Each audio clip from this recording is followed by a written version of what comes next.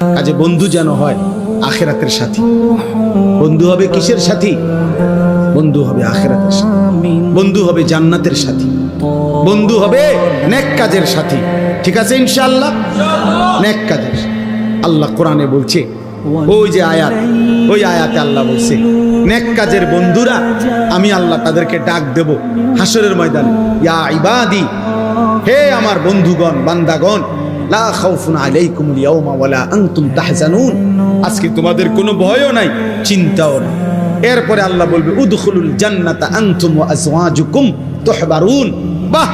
আল্লাহ বলবে তোমরা যারা নেক কাজের বন্ধু ছিলা, তোমরা বন্ধুরা একে অপরকে হাত ধরাধরি করে গলাগলি করে আমার জান্নাতে ঢোকো। খোদার কসম, এটা কোরআন কি বলে? হ্যাঁ, এমন কি এই আয়াতের তাফসিরে আছে যে স্বামী স্ত্রী তারাও মূলত বন্ধু। যদি তারা একজন আরেকজনকে নেক কাজের সহযোগিতা করত, স্বামী স্ত্রীকে নামাজের জন্য উঠাইছে, স্ত্রী স্বামীকে নামাজের জন্য উঠাইছে, স্বামী স্ত্রীকে নেক কাজের দিকে ডাকছে, স্ত্রী স্বামীকে নেক কাজের দিকে ডাকছে, এরাও বন্ধু। আল্লাহ তাআলা বলবেন এই স্বামী স্ত্রী তোমরাও খুশি খুশি গলাগলি করে হাত ধরাধরি করে তোমরা জান্নাতে ঢোকো।